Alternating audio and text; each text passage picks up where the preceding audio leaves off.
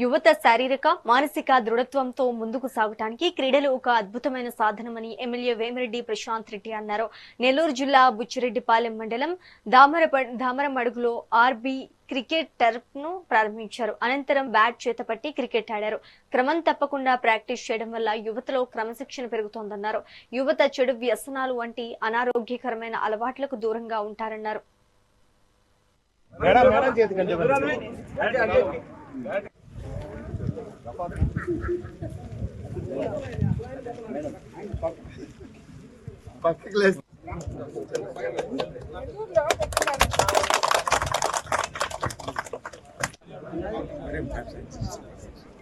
ఇక్కడ RB cricket club open చేసుకోవడం జరిగింది. ఈ క్లబ్ కి సంబంధించి